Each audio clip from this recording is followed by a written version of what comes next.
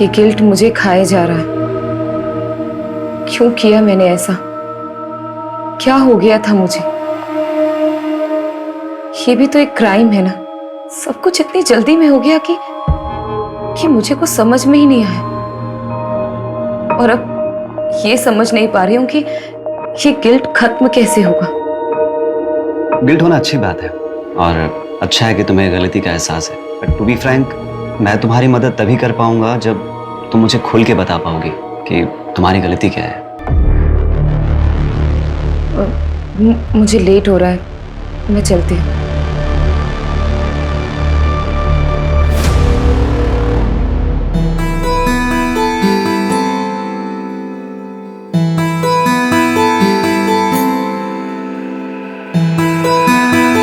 Section में doctor Prabha के पास जा रही हूँ। मम्मी की रिपोर्ट्स दिखाने हैं, सेकेंड ओपिनियन ले रही हूँ। अबे तो काजल, मैं चलता हूँ ना साथ में।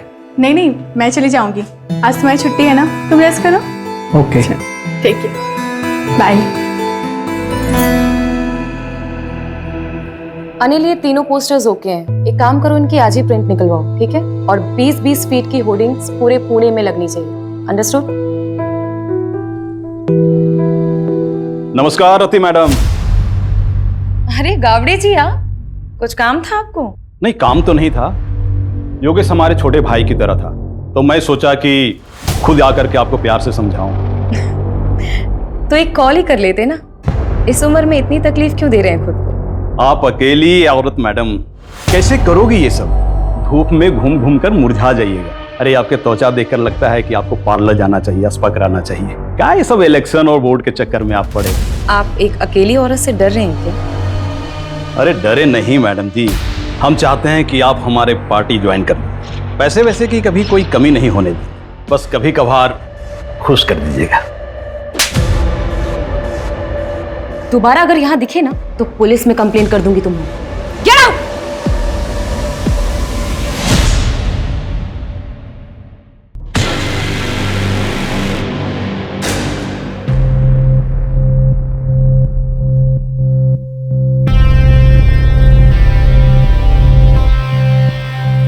रति, कब तक हम ऐसे छुप छुप के मिलते रहेंगे? काजल, प्लीज मुझे थोड़ा और टाइम दे दो। मैं अब तक उस गिल्ट से बाहर नहीं आ पा रही हूँ।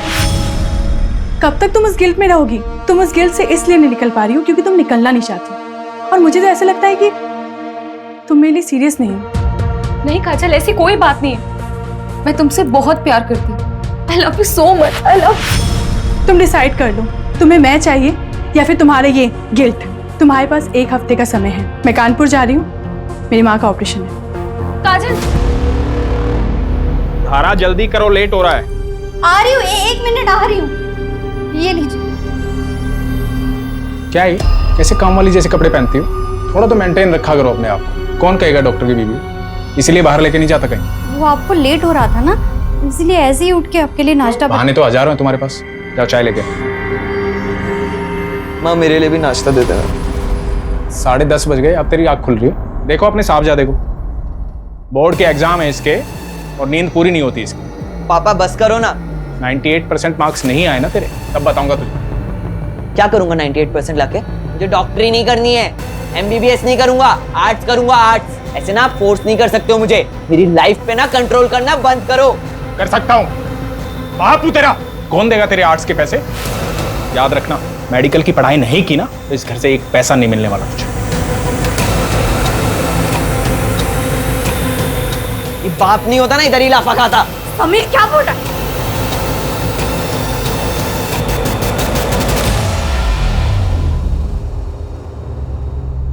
माता जी, ये दवाई मैंने लिखी है और ये हमारे कैंप की तरफ से फ्री है। जुग जुग जियो बेटा, तुम बहुत ही अच्छा काम कर रहे हो। भगवान तुम्हारी सारी मनोकामना पूरी करे।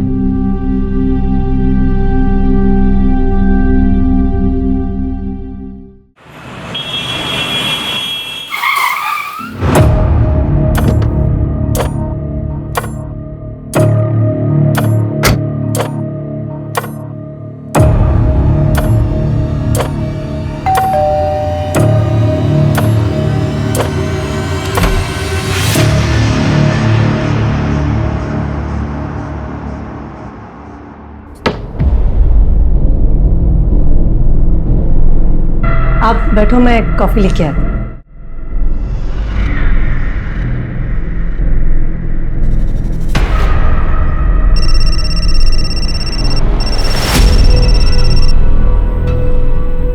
रवि, वो मैंने आपसे जो 2 लाख रुपए मांगे थे ना बैंक से निकालने के लिए, वो प्लीज लेके आना। सारा फालतू चीजों के लिए पैसे नहीं है मेरे पास, पहले भी कई बार बोल चुका हूँ मैं। रवि, आप अच्छे से जानते हो मैं पैसे वेस्ट नहीं करूंगी, मुझे जरूरत है इसीलिए मांग रही हूँ।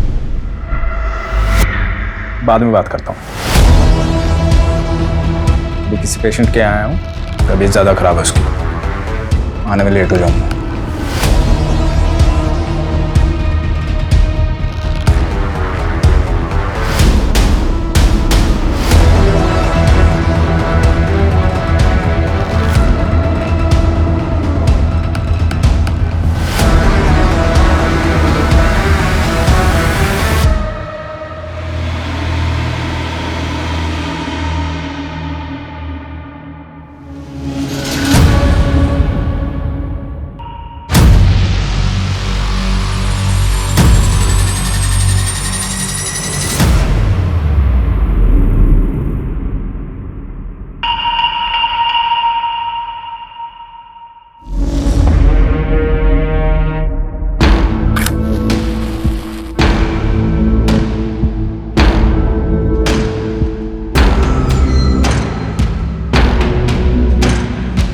अरे वाह, महंगी वाली, क्या बात है।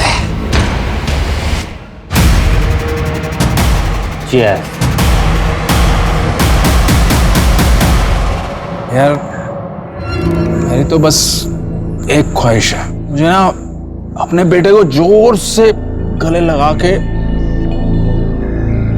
आई लव यू बोलना है। अरे रवि बाबू,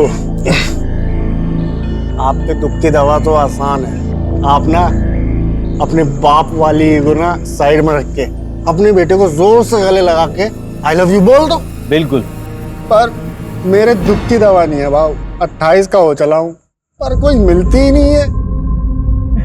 अरे ऐसा लुक्के के जैसा घूमेगा तो तेरे को कभी कोई नहीं मिलेगी। भाऊ, आप तो लुक्के नहीं हो ना, तो आपके आगे पीछे क्यों नहीं घूमती 4-5 लैला है? मुझे लुक बोल रहे हैं। भाऊ, मैं क्या बोल रहा था कि अबे क्या कर दिया ये? हाँ, समझता नहीं तेरे को? हाथ कैसे लगाया मेरे को तूने? अरे लड़की खड़ी है, शर्म नहीं आती तुम लोगों को? हाँ?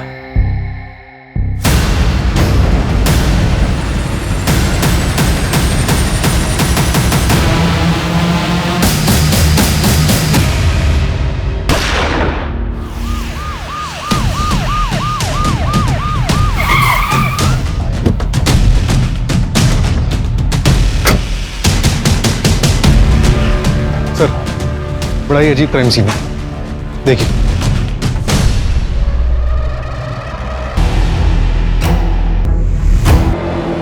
गन पॉइंट देख के लग रहा है कि इसने इसको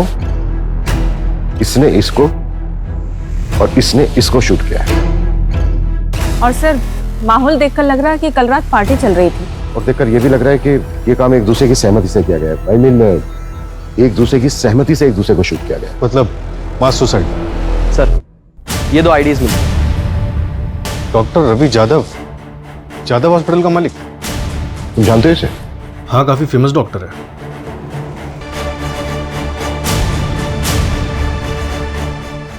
मंजू,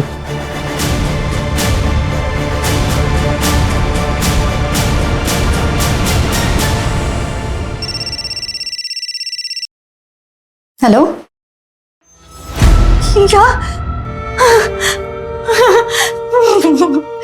माँ, क्या हुआ? समय पापा।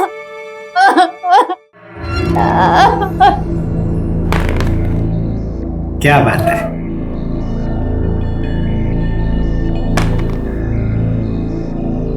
पापा, आपका 1 आया था, आपने 3 क्यों चलाया? मैंने चीटिंग नहीं किया। आप चीटिंग कर रहे हो। चाय लो। आई देखो ना पापा, चीटिंग कर रहे हैं।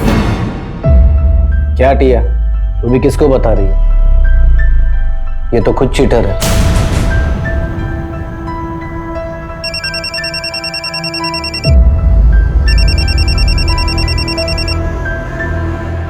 हेलो, हाँ मैं जानती हूँ प्रदीप को। क्या?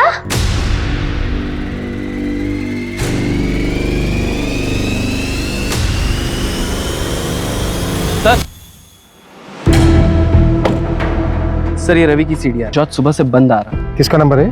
सर जय कामली के नाम पर रजिस्टर्ड है। रेगुलर बातचीत होती थी? हाँ सर, दिन में 2-2 घंटे बात होती थी। सर तो कहीं ये डॉक्टर रवि का अफेयर तो नहीं चल रहा था? पॉसिबल है। पोस्टमार्टम रिपोर्ट आई? सर डिटेल पोस्टमार्टम रिपोर्ट आने में 1 हफ्ता लगेगा। प्राइमरी पोस्टमार्टम में ये आया है कि तीनों की बॉडी में 250 ml से ज्यादा अल्कोहल है। मतलब पूरे चांसेस हैं कि फुल नशे में हो। उनके पास ऐसा कोई रीजन नहीं था कि वो सुसाइड कर लेते। क्या आप लोग इन्हें जानते हैं? नहीं नहीं सर। नहीं। क्या इसको जानते हैं? नहीं जानते सर। जया कामली, शायद नाम सुना हो। नहीं जानते सर। श्योर? जी।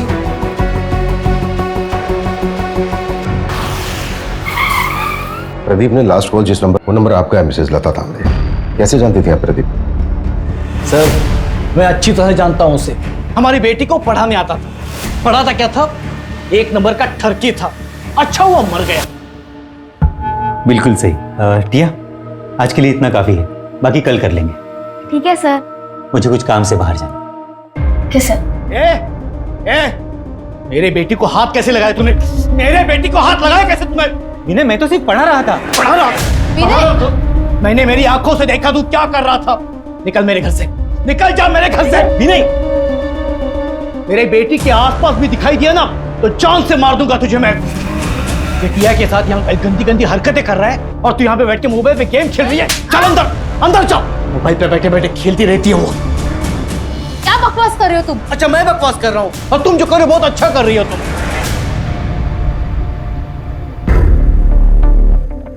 सॉरी सर, वो थोड़े गुस्से वाले हैं। मंजू, यस। इन दोनों को देखिए, कभी आपने प्रदीप के साथ देखा है इन दोनों को? जानती हैं आप इन्हें? नहीं, मैंने नहीं देखा। प्रदीप की फैमिली में से जानती हैं किसी को? क्योंकि हम उसके घर पे गए थे, घर पे ताला लगा हुआ था और नेबर से भी हमें कोई खास इन्फॉर्मेशन नहीं मिली। नहीं सर, उसने कभी कुछ बताया नहीं। शायद वो अकेला ही रहता था। अच्छा मिसेस तांबे, क्या आप कोई ऐसा रीजन जानती हैं जिसकी वजह से प्रदीप सुसाइड कर सकता है? नहीं सर, मैं अच्छे से जानती हूँ उसको। प्रदीप सुसाइड कर ही नहीं सकता। अपना वादा याद है ना तुम्हें? भूली तो नहीं? वरना मैं अभी भी पुलिस के पास जा सकती हूँ। नहीं, पुलिस के पास मत जाना। मैं रवि के अंतिम संस्कार में बिजी थी। मैं तुम्हारा काम कर देती हूँ। जल्दी करो, मैं और दिन ज्यादा वेट नहीं कर सकती हूँ। हाँ ठीक है।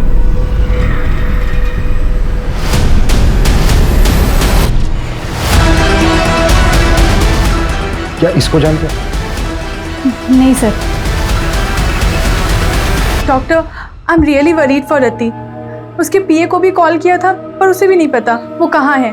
कुछ दिन की छुट्टी बोल करके गई थी। हाँ, आज रति का सेशन था पर वो आई नहीं। टू बी ऑनेस्ट, मैं खुद भी उसके लिए थोड़ा वरीड हूँ, स्पेशली लास्ट सेशन के बाद। मुझे पता था कि यही होगा। आप कितना भी भाग लो लेकिन आपके कर्म आपको ढूंढ ही लेते हैं। इसलिए मेरे साथ ये सब हो रहा है। काजल भी मुझे छोड़कर चली गई। कुछ बचा ही नहीं मेरी जिंदगी में, कुछ भी नहीं। मैंने उसे बहुत समझाया था लेकिन वो मेरी बात समझने के लिए तैयार ही नहीं थी। अगर आपसे वो कांटेक्ट करती है ना तो आप प्लीज मुझे कॉल करके बता दीजिएगा। ओके।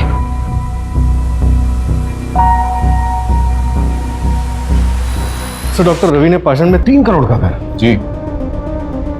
नॉमिनी कौन है? बेटा नॉमिनी, फ्लैट बीवी के नाम पे बुक किया। हाँ लेकिन सर गन की बैलिस्टिक रिपोर्ट आ गई। ये देखिए, थोड़ी सी शॉकिंग है। रवि के पास जो गन थी उससे एक भी बुलेट नहीं निकली। प्रदीप और जो अननोन विक्टिम मिला है उनके गन से एक बुलेट निकली। लेकिन गोली तो तीनों को लगी थी। तो फिर तीसरी गोली किस गन से चली? सर उसकी बैलिस्टिक रिपोर्ट बन रही है, 2 दिन में गन का पता चल जाएगा। इसका मतलब साफ है कि वहां पर कोई चौथा भी था। मुझे शुरू से ही लग रहा है कि वहां पर एक औरत भी थी जिसकी चूड़ी मिली थी हमें, और वो औरत वो यही हो सकती है। इंस्पेक्टर बिल्लू सिंह रिपोर्टिंग साहब। ए शामराव, लेकर जाओ इसको। हर हफ्ते का नाटक है। लॉकअप में डालो और शाम तक उसे छोड़ना। कल 1 minute Manju, Shamra, yes sir. इसको बाहर लेके चलो। सूरज, बैंगलोर सील पे आओ। Okay sir.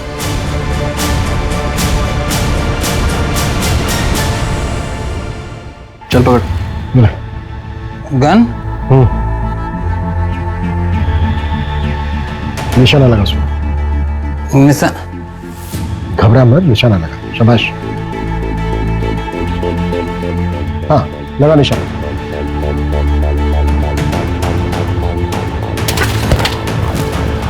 इसको तुरंत हॉस्पिटल लेके जाओ और इसका अल्कोहल कंटेंट चेक करो। क्विक। चलो चलो। मान लेते हैं ये है मिस्टर एक्स। मिस्टर एक्स के राइट हैंड में गन थी। मिस्टर एक्स ने प्रदीप को शूट किया। प्रदीप के राइट हैंड में गन थी। प्रदीप ने रवि को शूट किया। रवि के हाथ में भी गन थी, लेकिन रवि की गन तो चली नहीं। तो फिर मिस्टर एक्स को गोली लगी कैसे? देखो, इन तीनों के ब्लड में 250 ml से ज्यादा अल्कोहल कंटेंट था। बिल्लू भी हैवी ड्रिंक करता है, जैसा कि हमने देखा कि बिल्लू ठीक से खड़ा भी नहीं हो पा रहा। निशाना लगाना तो दूर की बात। सर तो फिर ये मिस्टर एक्स और प्रदीप का निशाना इतना सटीक कैसे लगा? दोनों में से किसी का भी निशाना नहीं चुका। इसका मतलब ये पूरा क्राइम सीन सेटअप था। एग्जैक्टली, हमें गुमराह करने के लिए। ये कोई मास सुसाइड नहीं, बल्कि मास मर्डर था। इसका मतलब साफ है कि यहाँ पे इन तीनों के अलावा भी कोई चौथा था, और ये चौथा है हमारा असली मर्डर। ये ले तेरे पैसे और अपना मुंह बंद रखना। और हाँ, याद है मुझे मेरी डील। शहर छोड़ के चली जाऊंगी मैं। तेरे लिए यही अच्छा होगा। और गलती से भी समीर की कंप्लेंट पुलिस में नहीं करोगी। बोला ना, नहीं करूंगी।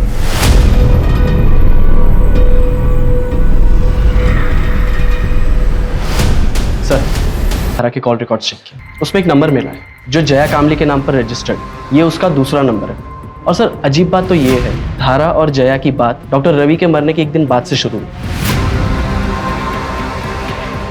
तो कहीं वो चौथी लड़की, ये धारा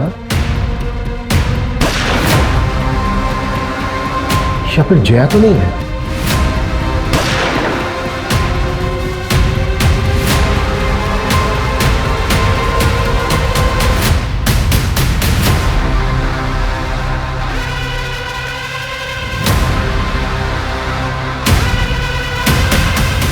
जी, मैं जानती थी जया को। उसका रवि के पास इलाज चल रहा था। उसने रवि की मौत के बाद सांत्वना देने के लिए फोन किया था। जी।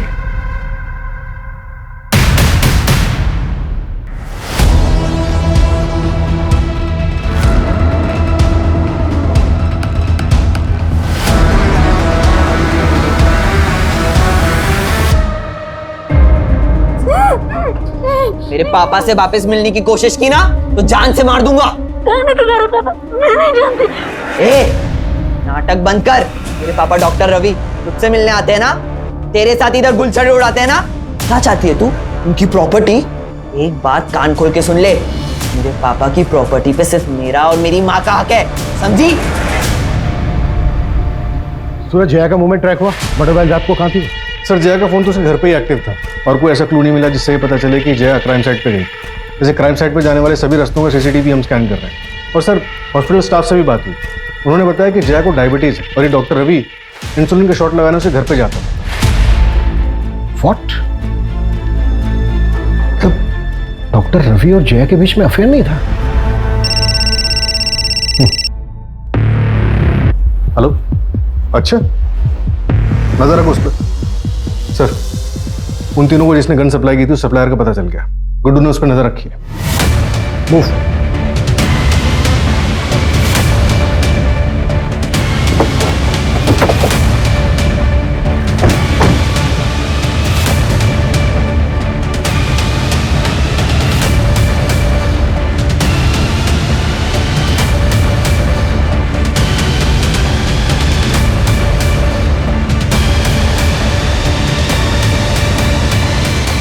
हो गया ना आज का कोटा पूरा? इन तीनों को गन तूने ही सप्लाई की थी, इसको जानता है तू?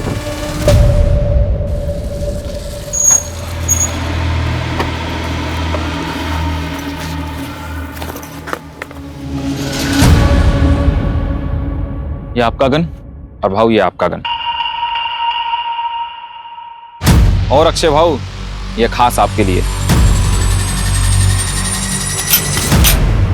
अरे अक्षय भाऊ, ये क्या कर रहे हो आप? अरे यार बस ट्राई कर रहा था, सॉरी। इसमें गोली दी तो मैं तो ऊपर पहुंच जाता। गोली लाया, गोली दे। हाँ।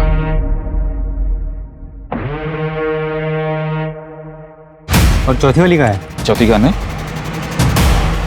ये। वैसे भाऊ, आप लोग करने क्या वाले हो? मतलब बस पूछ रहा था मैं, अपन को क्या?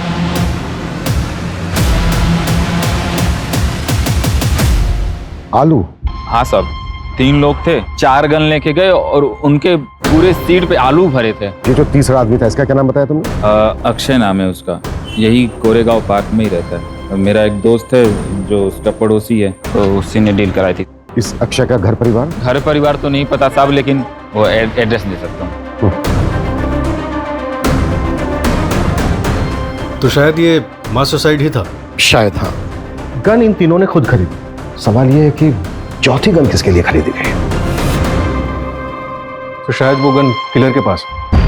इन तीनों ने और वो चौथा आदमी औरत जो भी कोई है, इन सब ने मिलकर ये प्लान किया होगा और फिर ये चौथा शख्स बैकआउट कर गया होगा। या फिर ये भी हो सकता है कि शुरू से इसका ये प्लान था। अब सवाल ये है कि ये चौथा शख्स कौन है और उस चौथे शख्स का इन तीनों के साथ क्या कनेक्शन? सबसे पहले हम इस कनेक्शन को ढूंढना। और सर वो आलू जो शाहिद ने बताया था, इतने सारे आलू से समझ में नहीं आ रहा है। मैं तो बेहोश था हॉस्पिटल में, कल ही डिस्चार्ज हुआ हूं। मुझे तो पता ही नहीं था कि अक्षय इस दुनिया में नहीं। इस महीने मेरा ऑपरेशन है, 10,000 कम पड़ रहे थे, वो इसी जुगाड़ में लगा था। उसने जिंदगी में अपने लिए कुछ नहीं किया, मेरे पीछे ही परेशान रहता था। वो कभी आत्महत्या नहीं करेगा। देखिए चंदन जी, ये तो हम नहीं कह सकते, पर क्या आपकी जानकारी में कोई ऐसा है? कोई ऐसा क्यों करेगा? सीधा साधा था मेरा बेटा, न नशा, न लड़की, न कोई और ऐशी, सिर्फ मेहनत करना जानता था। चंदन जी, ये 2 लोग हैं जिनकी बॉडी हमें आपके बेटे अक्षय की बॉडी के साथ मिली थी। आप जानते हैं इन्हें? नहीं, मैंने इनको नहीं कभी देखा। ठीक है चंदन जी, अभी आप अपने घर जा सकते हैं। मंजू, गायकवाड़ को बोलो कि इनके घर तक छोड़ दें।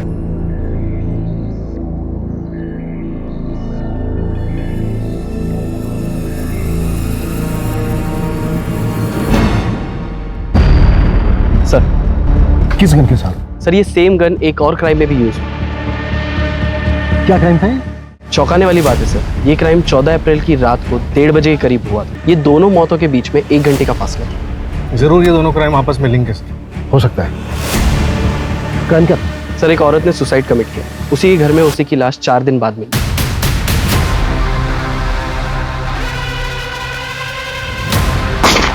क्या यार अभी तुम? रति जादव नाम था, कॉपरेटर योगेश यादव की बीवी। कॉपरेटर योगेश यादव, इसने भी सुसाइड किया था ना? हाँ सर, और उसकी बीवी रति यादव, ये भी इलेक्शन लड़ने वाली थी। तो वो चौथी औरत रति थी। कि रति के केस में ना और कंफ्यूज कर दिया है। 3 आदमी 1 औरत। आखिर ये करना क्या चाह रहे थे? रति के हस्बैंड ने सुसाइड किया और बाकी के 3 विक्टिम। कहीं ये सब कुछ रति के पास से तो नहीं जुड़ा हुआ है? बॉडी से भी अल्कोहल बरामद हुआ था, 126 ml। फिलहाल हमारे लिए यही जानना जरूरी है कि इन चारों का आपस में लिंक क्या था। क्या ये चारों एक दूसरे को जानते थे? सर, अफेयर का भी एंगल हो सकता है। पॉसिबल है, पर सवाल वही है कि किसके साथ? हो सकता है एक के साथ, हो सकता है तीनों के साथ, और यही झगड़ा जलन इन मर्डर्स की वजह बनी। पॉसिबल है। अच्छा, रति यादव की बॉडी किसको मिली थी? सर रति यादव के साइकियाट्रिस्ट डॉक्टर नीरव।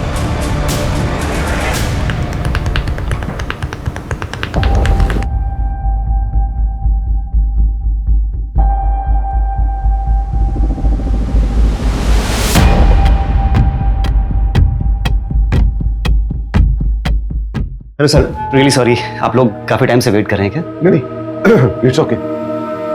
एक्चुअली हमें आपसे रति यादव के बारे में बात करनी थी। आप रति के डॉक्टर थे ना? जी। दरअसल हमें ये जानना था कि क्या रति किसी बात को लेकर परेशान थी? जी, एक्चुअली रति गिल्ट में थी। ये समझ नहीं पा रही हूँ कि ये गिल्ट खत्म कैसे होगा। गिल्ट? किस बात का गिल्ट था रति को? कुछ साल पहले उसके हस्बैंड योगेश की डेथ हो गई थी और रति उसके लिए खुद को जिम्मेदार मानते थे। रति आई एम हो, ये तुम दोनों, ये सब क्या हो रहा था? योगेश, योगेश मेरी बात सुनो। क्या बात सुनो तुम्हें शर्म नहीं? मेरा नाम, मेरी इज्जत सब मिट्टी में मिल जाएगा। इलेक्शन कैंपेन स्टार्ट होने वाला है। तुम टेंशन मत लो, मैं और काजल कहीं दूर चले जाएंगे। मुझे छोड़कर सबको पता चल जाएगा, मेरा नाम, मेरा करियर, मेरी इज्जत सब बर्बाद हो जाएगा। योगेश मेरी बात सब सुनो। बर्बाद हो जाएगा। योगेश, योगेश, योगेश, योगेश, योगेश, योगेश, योगेश।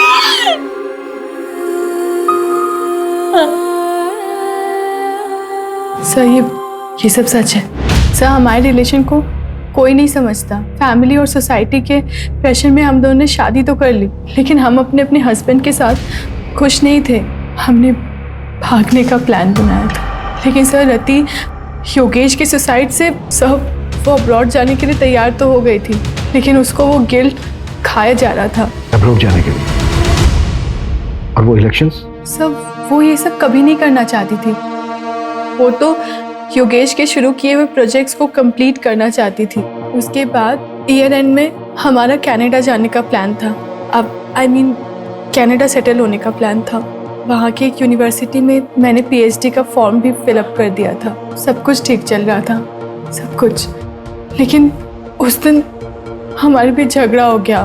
कब तक तुम इस गिल्ट में रहोगी? और मुझे तो ऐसा लगता है कि तुम मेरे लिए सीरियस नहीं हो। नहीं काजल, ऐसी कोई बात नहीं है। I love you so much, I love. और मैं कानपुर चली गई। सब मेरी गलती है सर। ठीक है।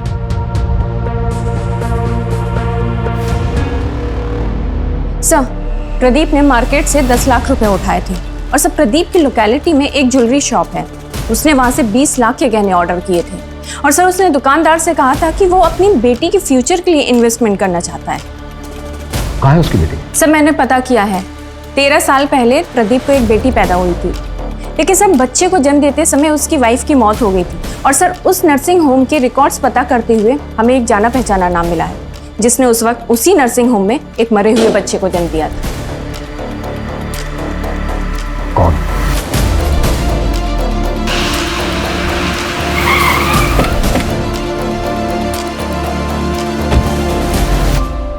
क्या मेरी बेटी टिया मेरी बेटी नहीं है, उस प्रदीप की बेटी है? ये बात तुम्हें पता नहीं थी?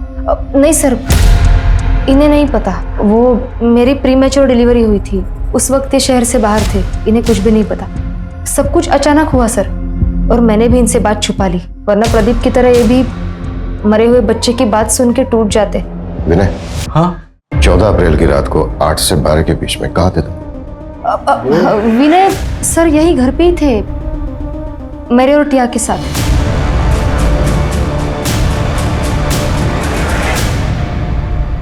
सर, रति के बैंक रिकॉर्ड्स चेक करके पता चला है कि कनाडा की एक यूनिवर्सिटी में उसे 30 लाख रुपए की फीस भरी और अगले महीने उसे 70 लाख रुपए और भरने थे। प्रदीप ने 20 लाख रुपए के गहने ऑर्डर किए थे और डॉक्टर रवि ने 3 करोड़ का फ्लैट बुक किया। ये लोग इतने बड़े इन्वेस्टमेंट कर रहे थे, जबकि इनके अकाउंट में पेमेंट करने के लिए पैसे नहीं थे। ये भी तो हो सकता है कि पैसा कहीं से आने वाला हो इनके पास, और ये बात पहले से किसी को पता। तारा, जया और समीर सबके पास मोटिव था। और तो और सर, प्रदीप को मारने के लिए विनय के पास भी मोटिव था। और रति पॉलिटिकल फिगर थी, हो सकता है उसको कोई दुश्मन बन गया। थप्पड़ बहुत महंगा पड़ेगा मैडम जी। तुम्हारी यूनिवर्सिटी की फीस है 1 करोड़ रुपए, सतीश 30 लाख रुपए भर चुकी थी, राइट? जी। बाकी के बचते हैं 70 लाख रुपए, लेकिन रति के बैंक अकाउंट में 70 लाख रुपए थे नहीं, तो फिर वो बाकी के पैसे कहां से भरने वाले थे? सब नहीं काजल, लोन लेने की जरूरत नहीं है। मुझे पैसे डबल करने की एक अच्छी स्कीम मिल गई है, जिससे हम अपनी फीस भी भर सकते हैं। जितनी बड़ी रकम उतना बड़ा इनाम। ऐसी कौन सी स्कीम है?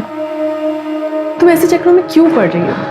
काजल ऐसा कुछ भी नहीं है, मैंने सब क्रॉस चेक किया है, सब जेन्युइन है, डोंट वरी। तुम ट्रस्ट करती हो ना मुझ पे? पैसे दुगने करने वाली स्कीम? एक मिनट, तुम इसके बारे में और क्या क्या जानती हो? रति ने मुझे बस इतना ही बताया था। बेटा मैंने मम्मी को मैसेज कर दिया है, अब मम्मी से ले लो पैसे। ओके ओके बेटा। सर मैंने पता किया, मर्डर से 1 हफ्ते पहले रवि ने 1 करोड़ रुपए का लोन लिया था मार्केट से, और उसी तरह प्रदीप ने 50 लाख, रति ने 50 लाख और अक्षय ने अपने दोस्त से 5,000 रुपये उधार लिए थे। और ये पैसा हमें किसी के भी घर से या फिर किसी की भी डेड बॉडी के पास से नहीं मिला। तो इसका मतलब सर वो, इसका मतलब साफ है, हम चौथे आदमी को ढूंढ रहे थे, लेकिन बाजी किसी 5वें आदमी ने मारी, और इस खेल का मास्टरमाइंड वो 5वां ही आदमी है। हाँ मंजू। सर आपने मुझे जैसा बोला था एक बार क्राइम सीन चेक करने के लिए, आप क्राइम साइट पे फौरन आ जाइए, हमें यहाँ कुछ मिला है।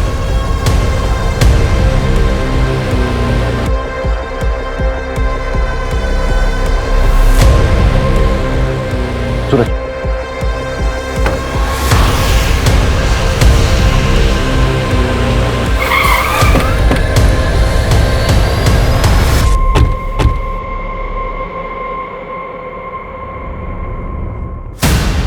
सर ये देखिए क्या मिला।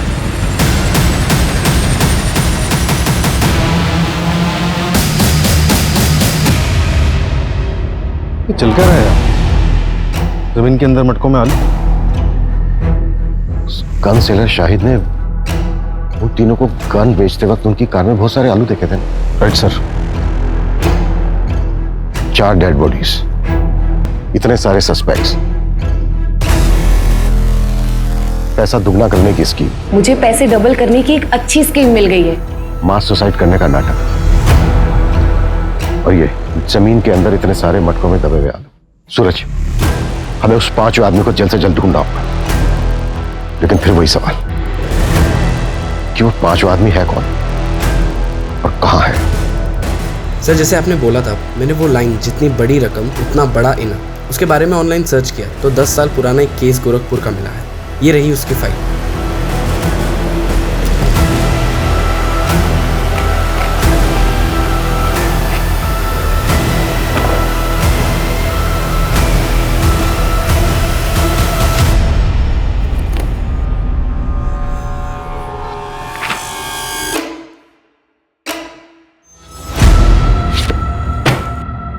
दस साल पहले देव श्रीवास्तव ने पोंजी स्कीम बनाई थी और सबको लूट-लाट कर भाग गया था। ये केस सीरियस तब हुआ जब 2 भाइयों ने सुसाइड कर लिया था। पुलिस ने खूब पूछताछ की थी देव श्रीवास्तव से, लेकिन उसके खिलाफ कोई सबूत नहीं मिला। फिर भी मैं गोरखपुर पुलिस से कांटेक्ट करता हूँ, पता करता हूँ कि देव श्रीवास्तव आजकल है कहाँ, है भी या नहीं।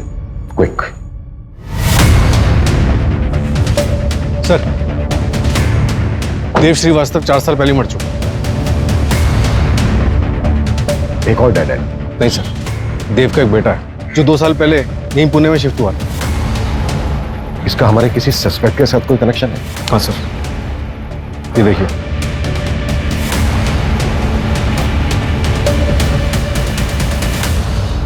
मेरे पास पैसे डबल करने की स्कीम है। ऐसा होता है क्या? आदमी भरोसे गए? हाँ, मैं उसे अच्छे से जानती हूँ, लेकिन एक आदमी और चाहिए विधि के लिए। वो तो मैं ले आऊंगा। अरे पर पैसे लेके भाग गया तो? अरे नहीं यार, रति ने मुझे बोला है पहले वो डेमो देगा। क्या डेमो के लिए पैसे देने होंगे? अरे नहीं नहीं, डेमो के लिए पैसे नहीं, कुछ और लगेगा।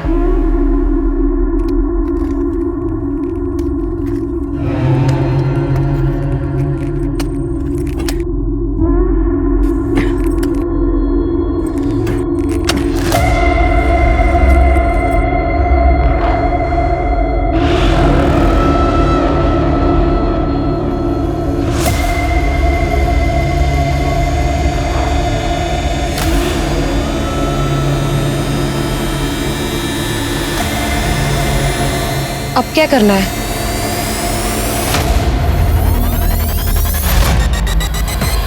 तुम चारों का कार्य समाप्त हुआ और मेरा कार्य आरंभ। इसके लिए तो तुम्हारे पास एक ही रास्ता है, तुम तुम्हारी पार्टनर काजल के साथ अब्रॉड चले जाओ। लेकिन डॉक्टर, मेरे पास इतने पैसे नहीं हैं। इसके लिए मेरे पास एक रास्ता है, सीक्रेट है, मैं पैसे डबल कर सकता हूँ। क्या? कैसे? एक तरीका है, अब साइंटिफिक नहीं है, और इस विधि को पूरा करने के लिए तुम्हें 4 लोगों को इकट्ठा करना होगा जो कि पैसा डबल करने की चाह रखते हो। लेकिन डॉक्टर, ये सब होगा कैसे? पहले तुम 4 लोगों को आइडेंटिफाई कर लो, उसके बाद मैं तुम्हें डेमो भी दे दूंगा। उसके बाद अगर तुम चारों को मुझ पर भरोसा होता है तब पैसे लेकर आना।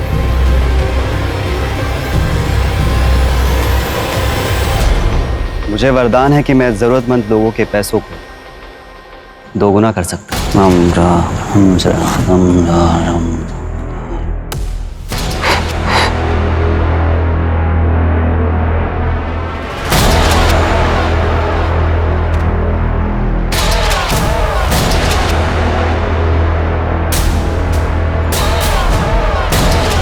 यहाँ आओ, यहाँ खोदो, सच क्या है खुद ब खुद पता चल जाए।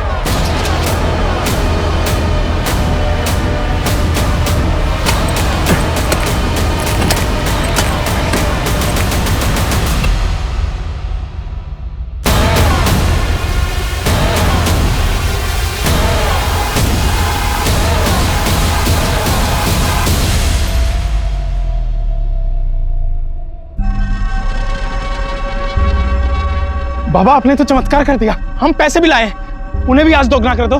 पैसों को दोगुना करने के लिए इससे भी मुश्किल विधि करनी पड़ी। मैंने रति को बताया था, इसके लिए शस्त्र की भी पूजा होती है।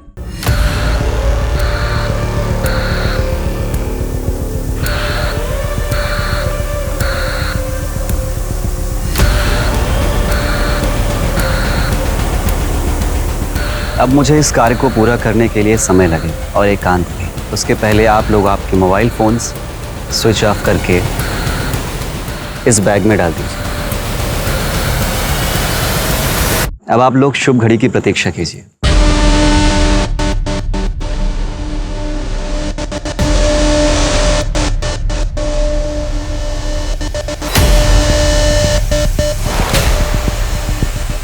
भाव मैं क्या बोल रहा था कि क्या कर दिया ये? हाँ? समझता नहीं तेरे को? हाथ कैसे लगाया मेरे को तूने? तो तेरे को छोड़ू क्या कर रहे हो यार, छोड़ो। क्यों झगड़ा कर रहे हो तुम दोनों? अरे बेद, चलो दारू पियो ना।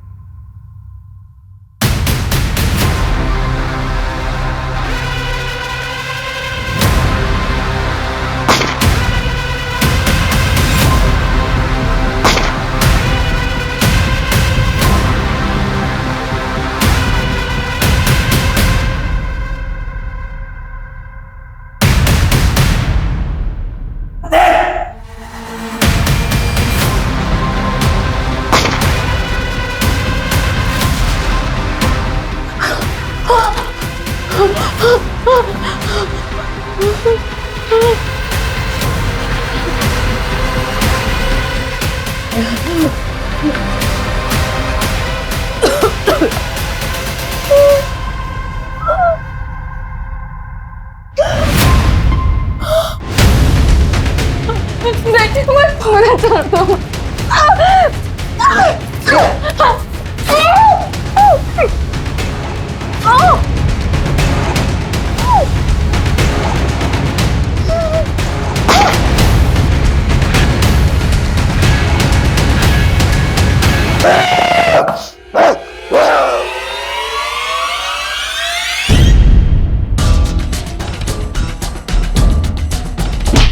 देख इतना जल्दी इतना गुरूर अच्छी बात नहीं। ये तो तेरी पहली जीत है, तुझे तभी और आगे जाना है। तुझे पूरी दुनिया में राज करना है, भगवान बनना है।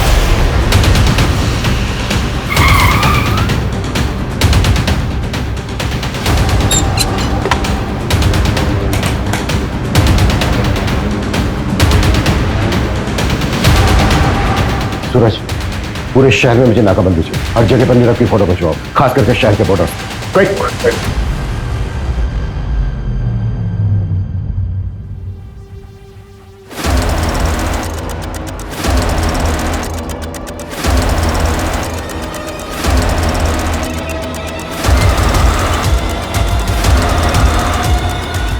आप लिसन, तुम रूम में जाके शैंपेन निकालो। ओके। मैं बस 2 मिनट में आया। मैं बस 2 मिनट में आया। 2 मिनट नहीं बेटा, तेरे को बहुत लंबा समय लगने वाला है। अब लेके चलो इसको। अरे सर मेरी बात सर मार लेना, जी भर के मार लेना, लेकिन पहले ये तो बताओ कि मुझे ढूंढा कैसे? मैरीगोल्ड, यही पोस्ट कार्ड था ना तेरे केबिन की वॉल पर। पहले हमें लगा कि ये कोई होटल है। पिछले 6 महीने में कम से कम 60-70 होटल गए होंगे, पर तू कहीं नहीं मिला। फिर मैं पता चला, ओ नहीं, ये कोई होटल नहीं है, बल्कि ये तो मुंबई का एक्सक्लूसिव मेंस सीक्रेट क्लब है। एक पोस्ट कार्ड से क्लब तक पहुंच गए। तुझे क्या लगा तू ही जीनियस है? तेरे जैसे फ्रॉस्टर्स अपनी झूठी शान में पैसा उड़ाने के लिए एक क्राइम करते हैं। फ्रॉड नहीं, जीनियस हूं मैं। अपने इशारे पे लोगों को नचाता हूं, और वो चारों तो अपने लालच की वजह से मारे गए। मेरा उसमें कोई रोल नहीं है। वो चारों लालची, और तू निर्मोही जिसे कोई मोह नहीं। अरे तूने तो उस अक्षय तक को नहीं छोड़ा। वो बेचारा 5000 रुपए डबल करना चाहता था, पता है क्यों? ताकि वो अपने बीमार बाप का ऑपरेशन करा सके। आत्मी लक्ष्मी को कौन जाने देना चाहता है? मैंने तो बस एक शतरंज की खेल की तरह जाल बिछाया, जो फंसा हो गया। बेटा अब हम तुझे भी नहीं जाने देंगे। अब अपनी पूरी जिंदगी जेल में खेलना था। और अब ये बता, तू आलवों को डबल कैसे करता था? वो तो मैं पहले से गाड़ के रखता था, पर लालचियों को मेरी ये मामूली सी ट्रिक भी समझ में नहीं आई।